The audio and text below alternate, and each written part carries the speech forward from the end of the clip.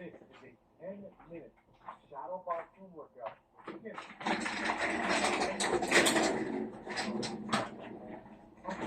People who are kind of shy, throw in their hands. Shadow boxing at home makes you a little more comfortable.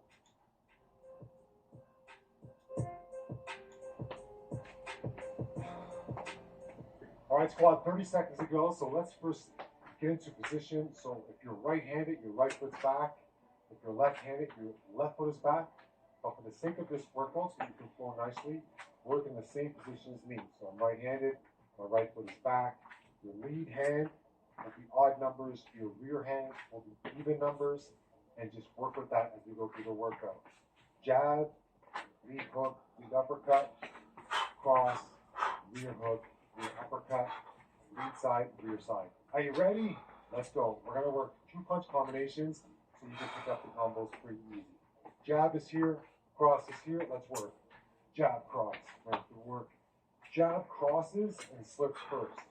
Jab, cross. When you throw your jab, a little bit of a step into it. Jab. When you throw your cross, bring that rear hip around. This right hand comes straight out. Straight out. Close up your guard right here. Let's go. Jab, cross. Keep your head still. You don't want to turn your head. You can't see what's going on. So look straight at me. No, stop. You have to now. Jab, cross. Now, move a little bit as you throw the jab, cross. Move in a little bit. Move in a little bit. Now throw a slip, slip. Slip to your lead side, slip to your rear side. Just make it sharp and short with your hands up. Slip, slip. Slip, slip. Go up about 60% intensity.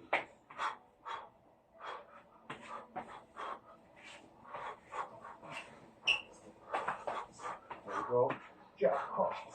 Slip, slip. Jab, cross. Slip, slip. Now for 30 seconds, I want to throw this pretty fast. 3, 2, 1, let's go. 1, 2, slip, slip. Jab, cross, slip, slip. Let's go. Hands up when you slip. Slip, slip. Jab, cross, slip, slip. That's it. Close your guard. Hands up.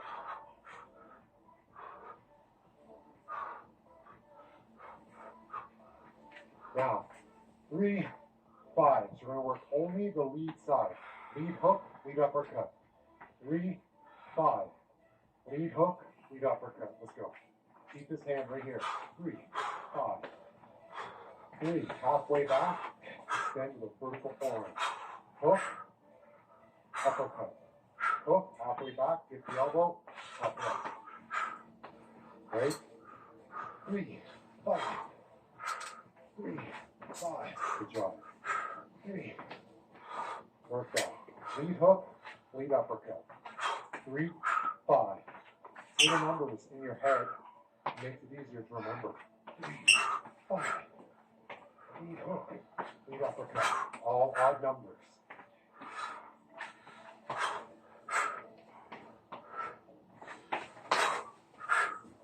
Now duck right, duck left. 3, 5. Duck, duck. 3, 5. Roll, roll. 3, 5. Roll, roll. Now a little faster. 30 seconds. 3, 5. Roll, roll. 3, 5. Under, under. Think about your legs holding your torso down and around. Down and around.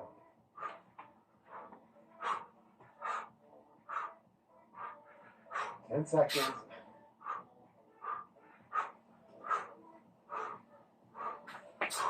Hands up. Hook, upper, duck, duck. One more. Hook, upper, duck, duck. Now, we're going to work the rear uppercut for number 6. Coming from your rear side. Slight rotation off that back hip. Vertical. Those 2 big knuckles are what makes contact. Boom! Right there. Okay.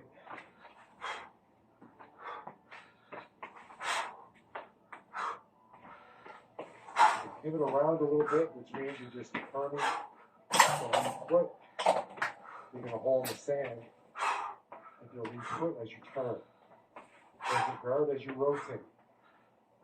Let your core breathe. Flex your hand hardest at the top of the punch. Okay, now step left, rear uppercut, step right, upper. Step left, lead side, upper, rear side, upper. Step, upper, here, upper. Get that down now. Duck into it and step, uppercut. Duck into it, step, uppercut. And stay up. Boom. Boom. Like that. So you duck under, plant, fire. Duck under, plant, fire. Remember, 10-minute shuttle boxing workout for beginners. Learn the basics. Work a little faster. Go. Only the 6. Only the uppercut. You're shuttle boxing at home. Don't be afraid. Make funny faces.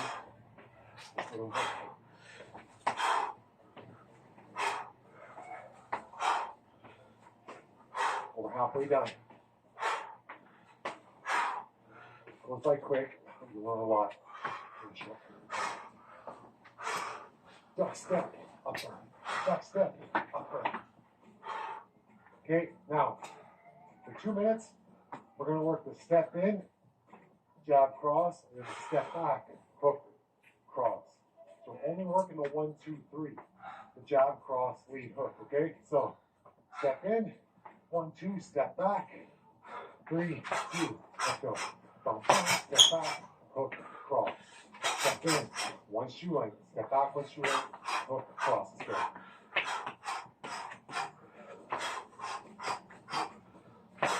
Look straight ahead, keep your eyes focused, keep your chin down. Don't rotate your head, then rotate your body around your head. Step, 3, 2, 1, 2, step, hook, cross. 1, 2, step, hook, cross.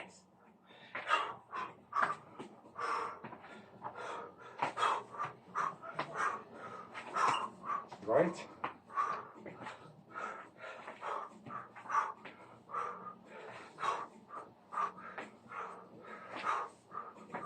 Now, step in. What I want you to do is duck back. 3, 2. Step in. Duck back. Hook. Cross. Ready? Let's go. Duck and step. Hook. Cross. Jump. Cross. Duck as you step. Hook. Cross. Hold 2. Duck and step. Hook. Cross. Hands gonna stay up. When you come back. Don't drop the knee. Not that good yet. Maybe you are though. You might be. Hope you are. Now feel the flow of what you're doing. Don't step too far forward. Don't step too far back. And stay up.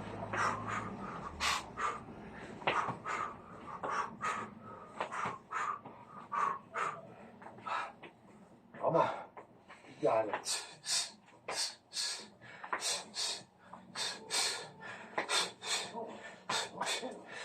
Come on. 5 seconds. Last one. Good. So again, you're working lateral, forward, back. You're working it all. Now, we're going to step to your left. 5, 2. Step to your right. 6, 3. Step to your left. 5, 2. Step to your right. 6, 3. Let's go. 1 step left. Big uppercut, cross, hands up. 1 step right. Rear uppercut, push.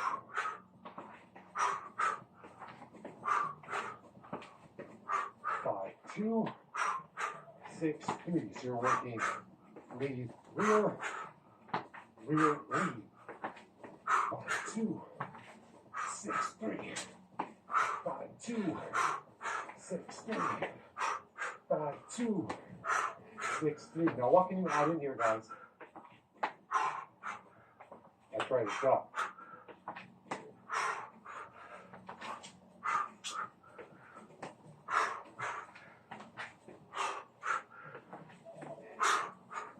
4 more. That was ugly. Let's get it. There we go. 2 more.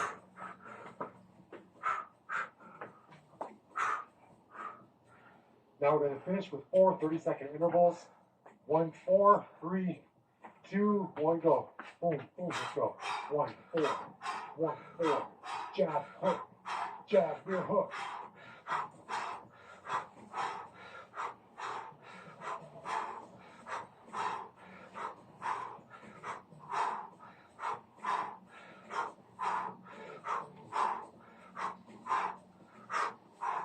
Tuck those hands back in.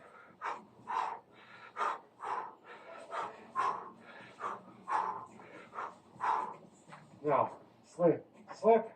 1, 2, 1, 2, slip, slip. 1, 2, 1, 2, let's go.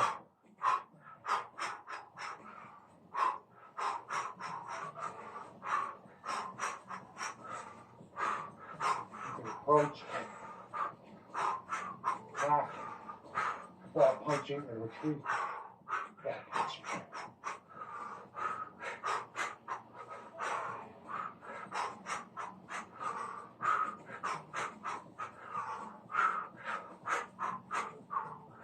Two more.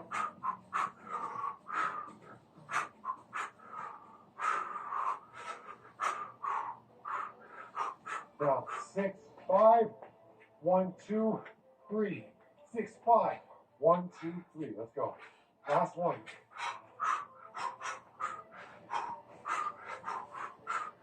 6, 5, 1, 2, 3. 6, 5, 1, 2, 3. 6, 5. Jab, cross, lead hook.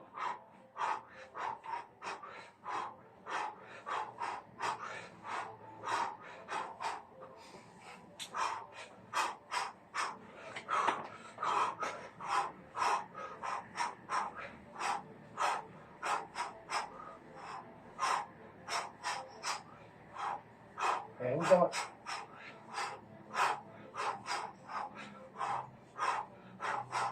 One more. Now, finish however you want. But I want you to add some footwork in. 30 seconds, go. Just let your hands go. If you're new, maybe you're just working on jabs. Maybe you're just working on a cross hook. Maybe you're working on 1, 2, but move. Take 2 punch combos.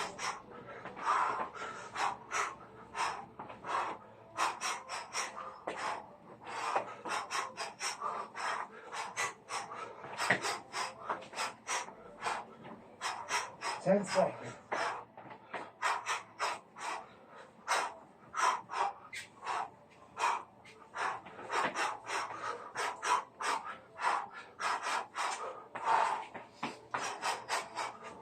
Three, 2, 1, and time.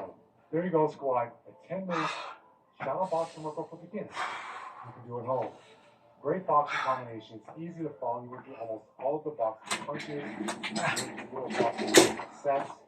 Not the same as hip, but familiar enough to get used to that style.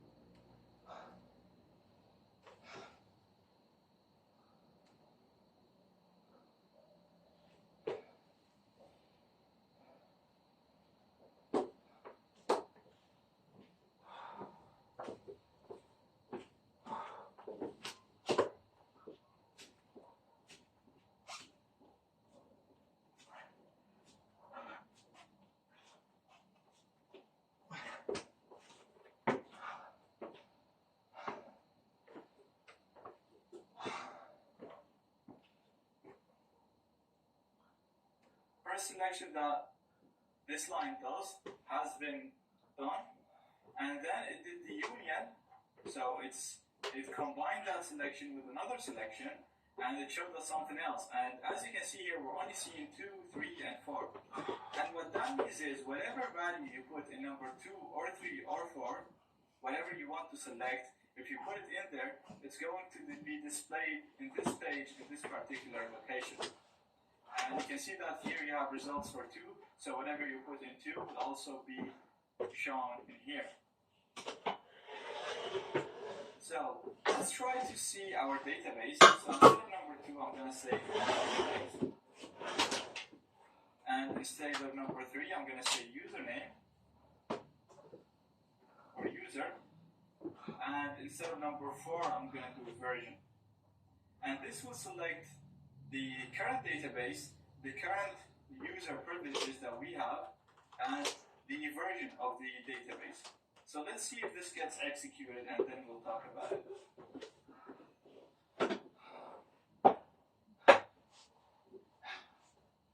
Okay, cool. So the username is showing up as OWASP 10, and that was number 2. So that is the database that we're looking for. So the database is OWASP 10. The current user that we're logged in as is root at localhost, so we're the root user. And in the signature, these stuff actually don't mean anything. We're only concerned about this and what we injected. And we injected the version, and we can see this is the version of MySQL, so it's 5.0.51. So at the moment, we know that our database that we're connected to is OWASP 10. Usually, in most real-life scenarios, each database is assigned to a certain user. So usually, you're only able to select stuff, tables, columns, data that is located in this current database. At the moment, we're logged in as root. So this web application has been connected to the database as root. So therefore, we can actually access other databases, but this doesn't really happen in real life scenarios. Usually, each user has their own database. So when they connect a web application to a database, they connect it to one database, and therefore you won't be able to access other databases. So we're going to consider that. We're going to assume that we only have access to OWASP 10, which is our current database for this current website, and then the username is root at localhost. In the next videos, we'll see how we can further exploit this and do more powerful select statements.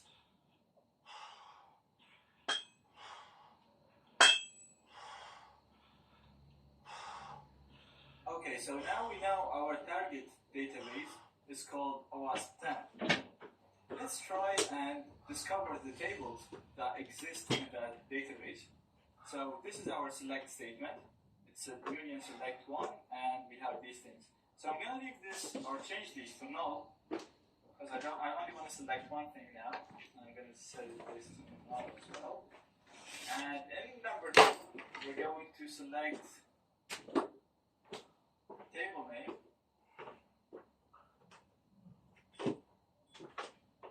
from. Now we're going to select this from a database called information schema. Now I said this in the first video of SQL, that information schema is a default database created by MySQL, and it contains information about all other databases. So what we're doing now, we're selecting the table name from information schema dot, and after the dot you put the table. So basically we're selecting a table called tables from a database called information schema. And the column that we're selecting is called table name. So we're selecting table name from the database that's called information schema from the table tables. Let's execute this and see if we can get all the tables that exist in OWASP 10 database.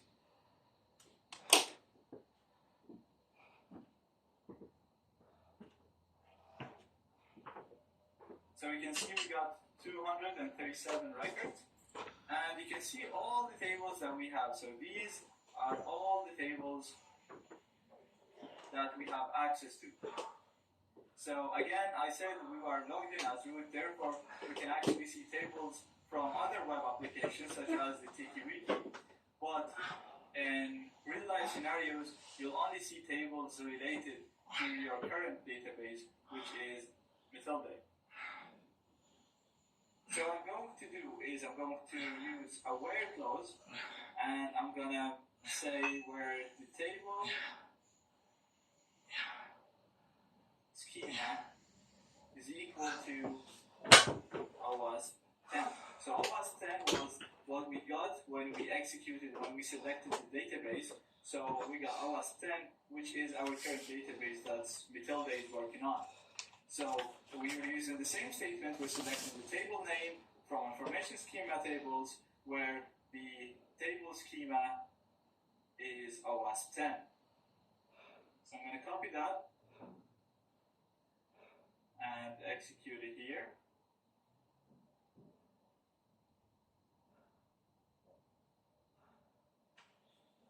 And as you can see now, we have so much less tables, and we only have the ones that we're interested in. So we have the accounts, the blogs, capture data, credit cards, hit log, and the pentest tools. Now, if you remember in the first or the second video in the SQL injection videos, I showed you what's the content of the OWASP table was, and it was these tables of the OWASP database.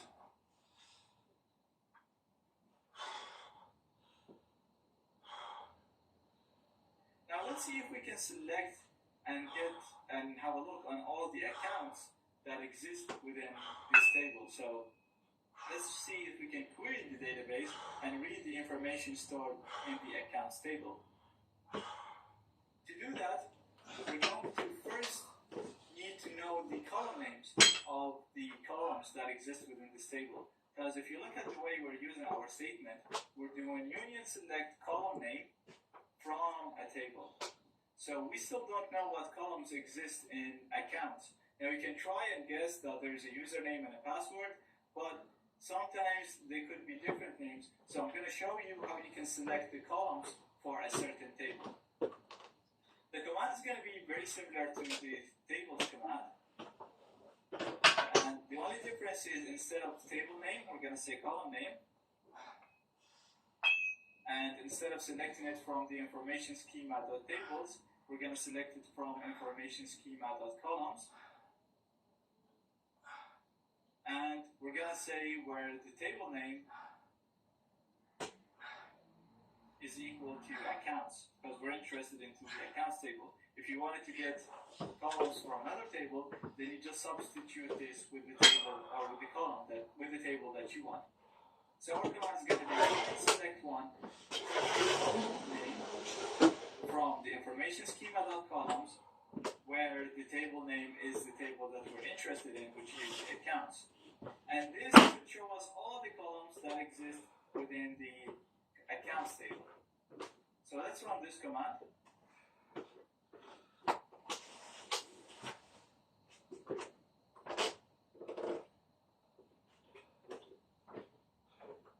And perfect.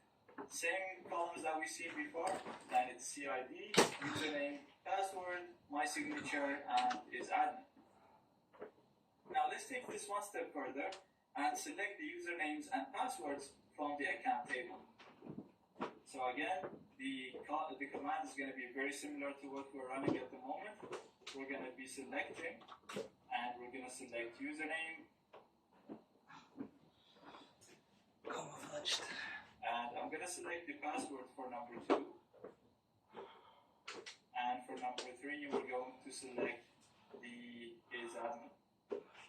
Now remember, I can't select anything instead of number 1 and number 5 because they're never displayed for me on screen.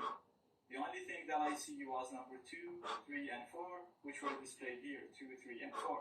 So therefore, I'm only substituting values for 2, 3, and 4.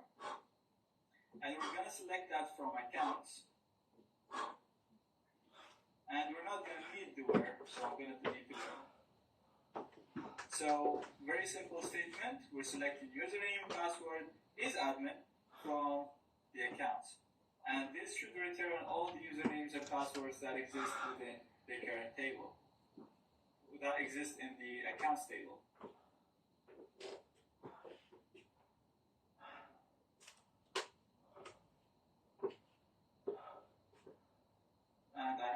extra quote here that I'm going to delete.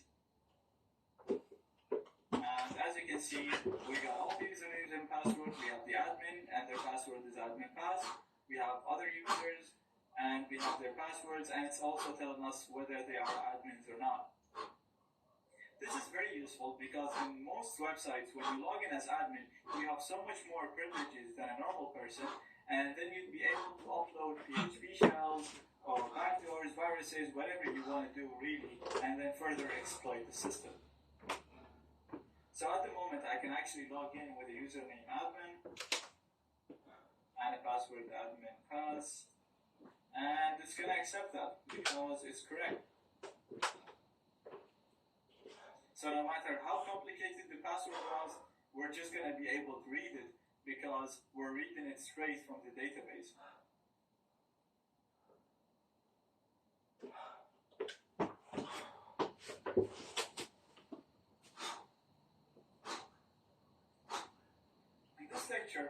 I'd like to show you how we can use SQL injections to read any file in the server. So even if the file exists outside the www root, we'll be able to read it exactly like a file disclosure vulnerability.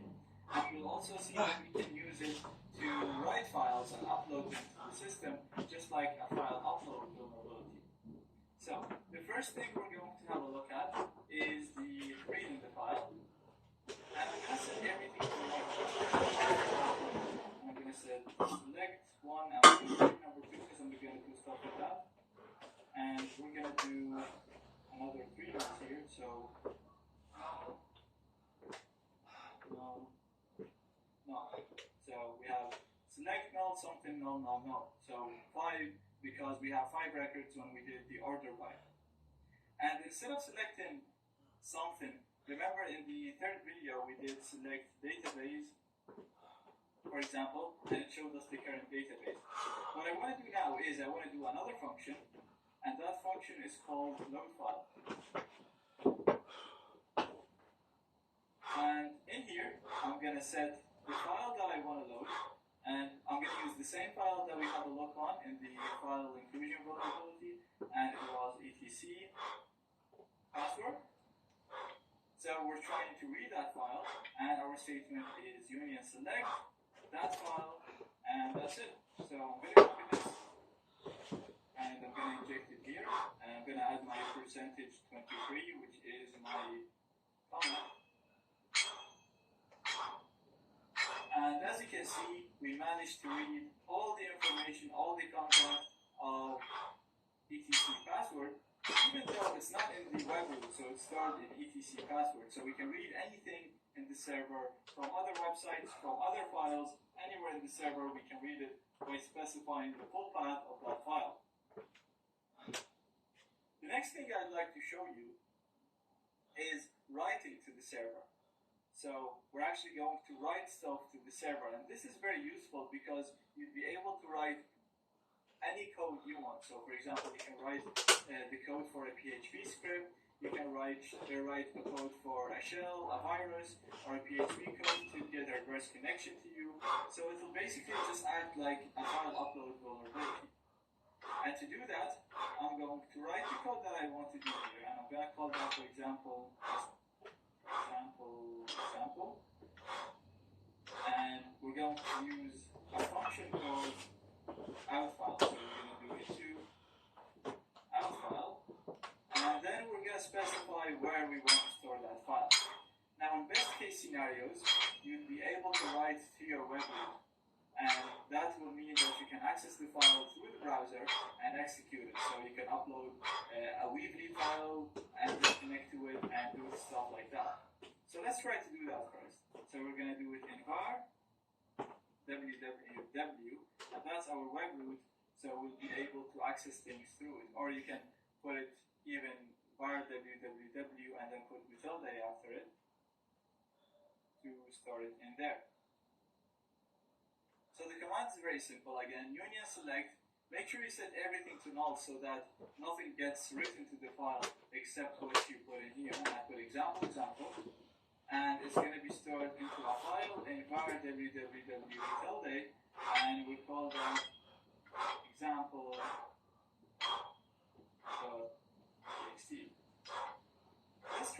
this and see if it works.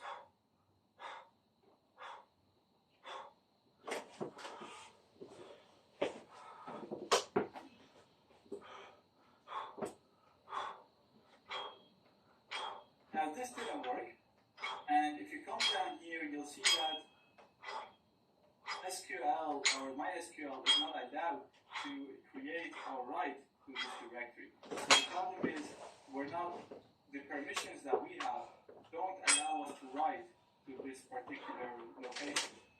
So just to test this exploit, I'm going to change this location to TLD.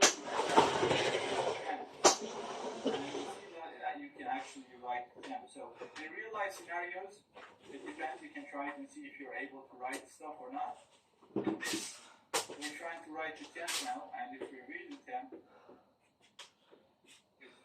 here that, and then ls and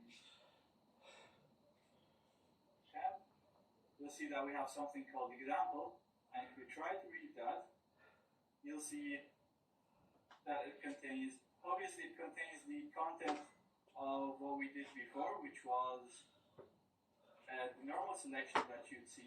So what you see for putting the stuff for admin, and then it showed us what's in there, which is example, which is what we wanted to write to the file.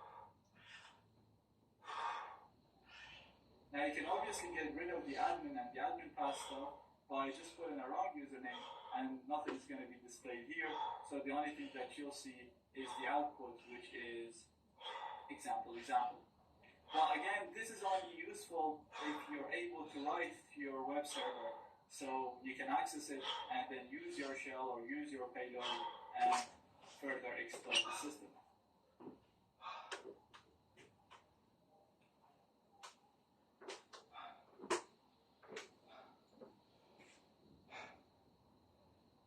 In all of the lectures so far, we were exploiting SQL injections manually.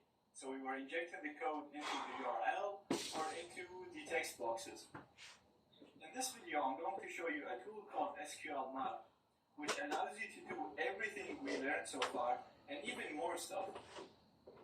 This tool can be used against MySQL databases, which is the one that we were having the example on. It can also be used against Microsoft SQL, Oracle, and other database types. The tool is very useful and is very handy in many cases. Sometimes the injections aren't as nice as the one we see. Sometimes you only get one output for each record and you have to loop through all the outputs.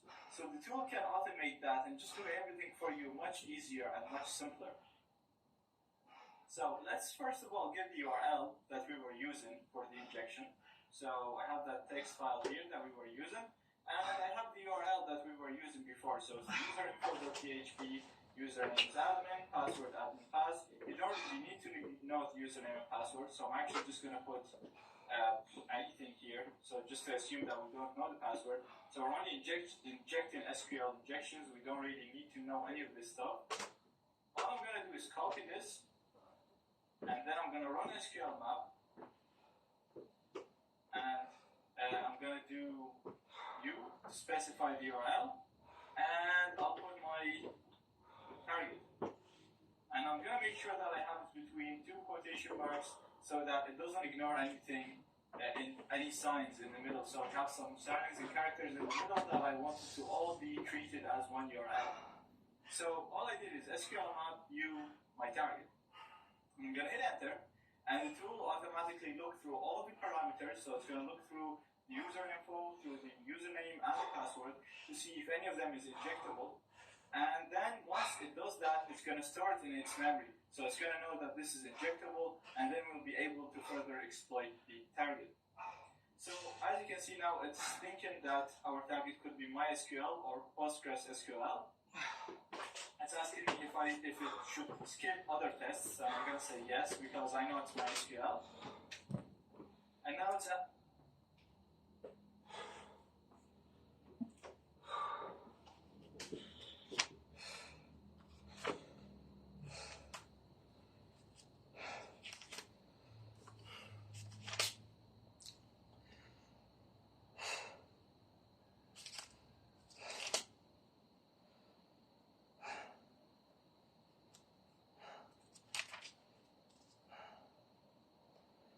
Psalm 97.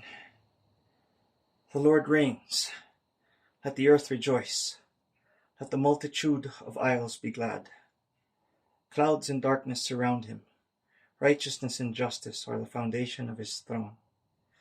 A fire goes before him and burns up his enemies round about. His lightnings light the world.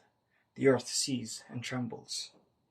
The mountains melt like wax at the presence of the Lord, at the presence of the Lord of the whole earth. The heavens declare his righteousness, and all the peoples see his glory. Let all be put to shame who serve carved images, who boast of idols. Worship him, all you gods. Zion hears and is glad, and the daughters of Judah rejoice because of your judgments, O Lord. For you, O Lord, are most high above all the earth. You are exalted far above all gods. You who love the Lord hate evil. He preserves the souls of his saints. He delivers them out of the land and the hand of the wicked. Light is sown for the righteous, and gladness for the upright in heart. Rejoice in the Lord, you righteous, and give thanks at the remembrance of his holy name.